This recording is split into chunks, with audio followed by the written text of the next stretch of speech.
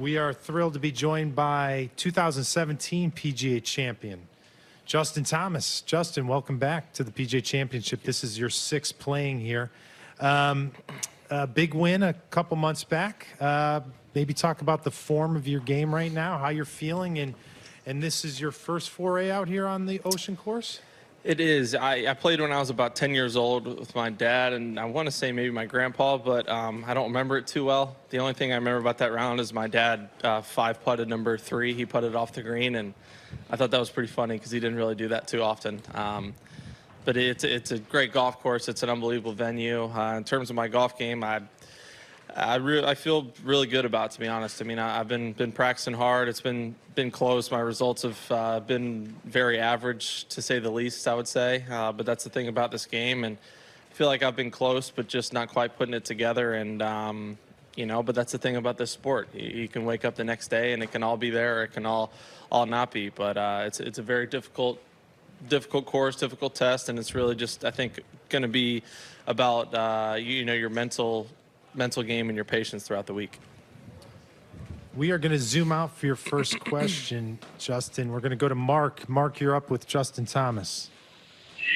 Hey, Justin. Yeah, just, you know, back at the Players Championship, you know, obviously you won, but you definitely outplayed the field in terms of the shots that you were hitting. Do you feel like something like that is going to be the key this week at Kiowa with the wind and you know, all the downwind and into the wind shots?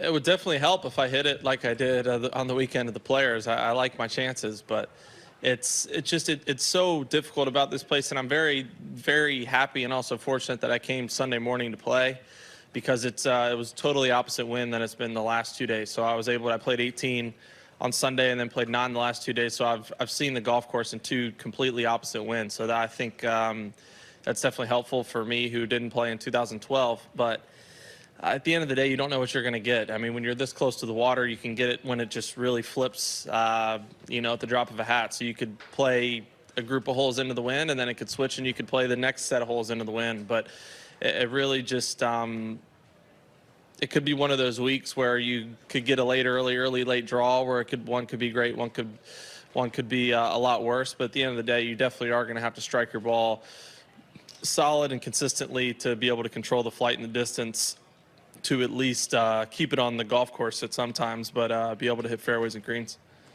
We're going to go to your right, Justin, number 8. An open mic if you wanted a rebuttal to Rory. I can't really say too much other than it's glad to see him win. I know it's been a really long time for him, so I'm glad to see him. But at the same time, I don't really want to egg him on, because usually when he wins, he likes to reel some off. And with a lot of big tournaments coming up, I don't really want to poke the bear. And secondly, you've expressed some frustration with your putting over the past couple tournaments. Where are you in that process? What have you been working on? I'm just simplifying it. I think honestly, very similar like I did with my wrist injury a couple years ago, when all you can do is putt. It's easy to fall into the trap of wanting to perfect it and wanting to maybe get it to look a way that you want it to look. Very similar to, I think, what a lot of people and I've done it in the past with my golf swing. You know, I maybe don't like how high my hands are and how it, you know, maybe it looks coming down or halfway back, when in reality, if I'm hitting the shots that I want, it doesn't matter how it looks. And it's very similar to putting. And I'm very, very feel-based and very artistic, if you will, in terms of seeing shots and hitting different spins on chip shots, pitch shots, whatever it is. And I need to take that same outlook into my putting. And that's something John and I have really kind of focused on, is that, you know, my mechanics and my fundamentals, that's what these 3 days are for. That's what my off weeks are for, is to make sure that those don't get too far off. But once I tee up, I have to just go be athletic and be artistic and just go out and hit the putts at the speed that I want. And that's something I did on Sunday at Quail Hollow, is just tried to be less perfect and just more feel-based, and I putted the ball beautifully, even with 2-3 putts there. So again, like I said earlier, I've been working hard on it, and I feel a lot better about it. It's just about maintaining that throughout the week. We're going to zoom out to Steve. Steve, you're live here. Let's go. Justin, have you given any thought about playing your first PGA Championship without Grandpa? I have not till just right now. I don't really know what else to say. I'm sorry. You're fine. Let's go to number 7, Mr. Ferguson. Hard to follow up on that one. Two things for you. If you could only pick one section of your game that needs to be better than the rest this week from what you've seen in the course, what stands out to you? For me specifically, I'll take putting. In general. In general, I mean, it's tough because you could argue literally every part of the game. I mean, if to me it would be between driving and putting. I think hitting the ball well off the tee and putting it in fairways is going to be huge because then you can control the flight, control the distance, the spin, trajectory a lot more than the rough or the waist areas. Then it's just being able to have that control, but it just when it gets this windy, you're just not going to be able to hit all the greens, and you're not going to be able to chip it up like this, whereas you might get a wind gust and it goes to 4 feet instead of 1.5 feet, or goes to 8 feet instead of 3 feet. And being able to make those par-saving putts are really the momentum builders and savers, I guess. And secondly, could you talk about how the practice round with Garrick Hago came about in, I believe it was Abu Dhabi, if I'm not mistaken, Yeah, it was. and when your impressions of him? It was through, I guess you could say, a mutual friend, Liam, who works for Titleist on the European Tour, comes over here some. I've gotten to know pretty well, and he's kind of taken Garrick, I guess, under his wing a little bit, or just worked with him quite a bit, and obviously don't have quite the same or amount of people to play practice rounds with in a European Tour event than I do here. And he said, hey, Garrick's, he would love to play if you'd want to, and I know Paul, I don't know how old he is. I know he's young, and I know he's a really good player, as you can see by his results lately. But he wanted to play, and we went out and played just played 9 holes, I think it was, but it was impressive. I mean, he had some serious speed. There's a lot of holes out there that didn't quite ask for that kind of speed, more of just finesse and kind of hitting to the dog leg. But we get a couple par 5s that he could let loose, and it was definitely a different sound than my ball made. Thank you. Let's go back corner number 12. Just wondering if you picked Tiger's brain at all about how to play this place. I mean, I just asked him about the course. I didn't really, pick a, and he'd be the first to say he hasn't really played it that well, so he probably wouldn't, it's not like he's won here, so he wouldn't say necessarily this is the perfect or right way to play it. But I just asked him about the course just in terms of preparing and getting ready, and he pretty much hit the nail on the head. I mean, it's long, it's a lot of crosswinds, and have a good short game. Bodes well at most places. Right in front here with Juan, please. So we have 2 consecutive majors by the water. No, I mean, PGA Championship now, U.S. Open in June, one in the Pacific, one in the Atlantic. How will you compare the 2 events and the 2 golf courses? I mean, the golf courses are very different, other than they're big, long golf courses and can play very difficult. But I mean, the grasses couldn't really be much more opposite. You have, some of the purest putting surfaces I've putted on this week, and then you have Poana at Torrey Pines, which we all know is Poana, and the kind of the sticky Kikuya type rough that they have out there, and this is very much not Kikuya here. The very thick, I guess, bluegrass, ryegrass. But yeah, I would, from when the few times I've played Torrey, the wind is blowing substantially more here than it does there. But we all know that Torrey can play very, very difficult when it gets like that.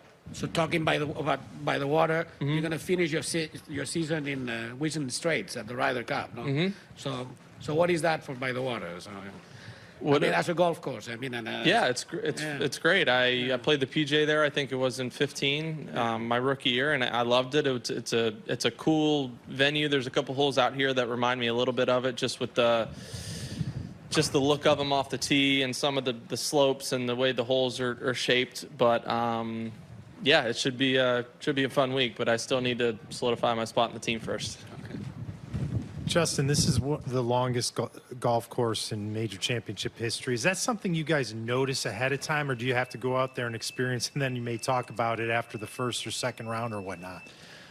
I noticed it last week when someone sent me a scorecard and I saw that the back nine was 4,000 yards, and I think I actually laughed out loud when I saw it because I was looking at the numbers. But they can't possibly play it that long. I mean, unless they get a day where there's absolutely no wind. But I mean, the holes that are going to be back downwind when it comes back into the wind, they just can't. I mean, they can't play 14, that par 3 back if you have this wind today. I mean, guys are going to be literally hitting driver on that hole unless they PGA wants 7-hour rounds. I wouldn't advise it. So yes, it is extremely long, and it plays all of its yardage even with the teaser moved up when the holes are into the wind. But I think Ricky, I was talking to about it last night, said it very well, to where they have that length and they need the tees because I mean, for example, the par 5 number 7, I mean, I think it's 590 yards or something. I had 8-iron in today. I mean, when it gets this windy and severe as the wind can get out here, they need those tees because the 590 yards can play 500 or 490 yards when you get that much wind. And then same thing when you go back into the wind, they might need to move the tee up to 420 yards to play 520. So, but yes, it is very intimidating looking at the scorecard. All right, Doug, to take it from here. I think, Justin, you've talked before about the Olympics and your desire for it, but Rahm has made the point recently, and he's all in as well, that it's going to be a different kind of Olympics, the logistics, and not being able to get the Olympic experience. Has that been any type of a turnoff to you as you're thinking about it? Yeah, I don't know if turnoff is the right word. I mean, I guess somewhat it is. It's a bummer. I mean, that's kind of the only way I can put it is, I mean, I'm very excited about the possibility of playing for the U.S. on the Olympic team. Am I upset and disappointed that I can't have my family or some friends or a normal team that I would have with me there? Yeah. Would I like to feel like I'm just as prepared? Yeah. But at the same time, did I know that we were just going to go through a pandemic? No. So I can't. It's just going to be one of those things down 10, 15 years from now, you're going to look back at 2021 Olympics and it's going to be a weird year. And I know I'd kick myself forever if I didn't do this. And especially with this being kind of in the 2-year trial run for golf, who knows, what could happen in the future. Do you feel an obligation, or is it just a personal desire of yours to play? A personal desire. I mean, I can't imagine what the rush and what the feeling would be of winning a gold medal. It's just something growing up. I mean, growing up, I went up on the putting green as a 6-7-year-old making putts to win the Masters, U.S. Open, British PGA is a chance to, win these tournaments that I watch on TV. But I never had the opportunity to watch an Olympic golf event because it wasn't a thing. So it was something you couldn't dream because it wasn't a thing. And now that it is, it's an unbelievable opportunity. And I think I've made it pretty known my stance on playing for the U.S. and representing my country. It's a tremendous honor. So, but yeah, I guess a long way to answer it. Yeah, it is. It's going to be extremely different and not near the experience, but I'll make way if I have to. Thanks. Justin, thanks for stopping by, for finding us, and for offering your insights, and best of luck this week, sir. Thank you.